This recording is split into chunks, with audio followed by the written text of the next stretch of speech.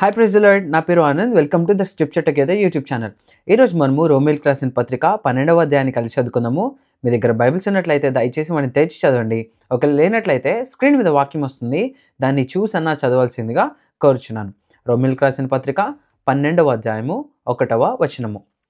కాబట్టి సహోదరులారా, పరిశుద్ధమును దేవునికి అనుకూలమునైన సజీవ యాగంగా మీ శరీరములను ఆయనకు సమర్పించుకొనుడని దేవుని వాత్సల్యమును బట్టి మిమ్మును బతిమాలుకొనుచున్నాను. ఇట్టి సేవ మీకు యుక్తమైనది. మీరు ఈ లోక మర్యాదను అనుసరింపక ఉత్తమమును అనుకూలమును సంపూర్ణమునైయున్న దేవుని చిత్తమేదో పరీక్షించి తెలిసి కొనున్నట్లు మీ మనస్సు మారి నూతన మొగుట వలన రూపాంతరము పొందుడి.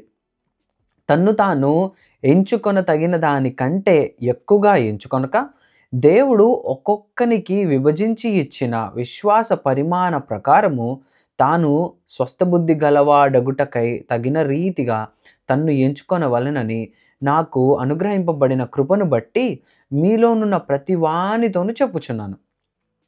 ఒక్క శరీరంలో మనకు అనేక అవయములుండినను ఈ అవయములన్నిటికీ ఒక్కటే పని ఎలాగు ఉండదో అలాగే అనేకులమైన మనము క్రీస్తులో ఒక్క శరీరంగా ఉండి ఒకని కొరకొకరము ప్రత్యేకముగా అవయములమై ఉన్నాము.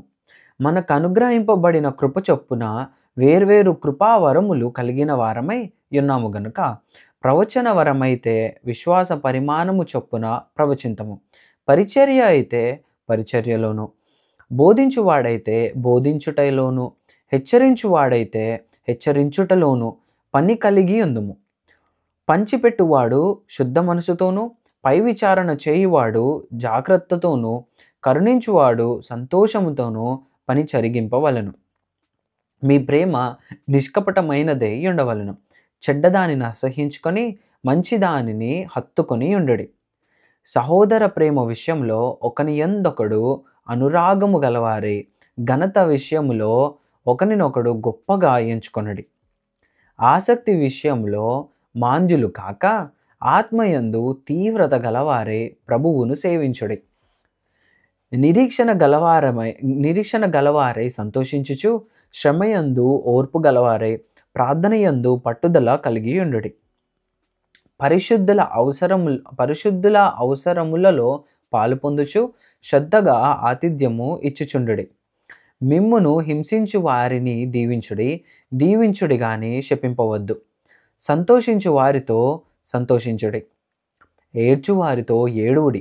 ఒకనితోనొకడు మనస్సు కలిసి ఉండుడి. హెచ్చువాటి యందు మనసుంచక తగ్గువాటి యందు ఆసక్తులై ఉండుడి. మీకు మీరే బుద్ధిమంతులమని అనుకొనవద్దు. కీడుకు ప్రతి కీడెవనికిని చేయవద్దు. మనుషులందరి దృష్టికి యోగ్యమైన వాటిని గూర్చి ఆలోచన కలిగి ఉండడి. శక్యమైతే మీ చేతనైనంత మట్టుకు సమస్త మనుష్యులతో సమాధానంగా ఉండడి. ప్రియులారా, మీకు మీరే పగ తీర్చుకొనక దేవుని ఉగ్రతకు చోటీయుడి.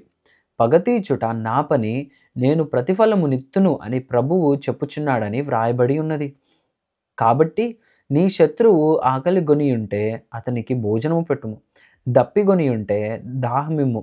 అలాగు చేయుట వలన అతని తల మీద నిప్పులు కుప్పలుగా పోయేదు. కీడు వలన జయింపబడక మేలు చేత కీడును జయించుము. దేవుడిచ్చిన వాక్యము దీవించును గాక. ఆమెన్.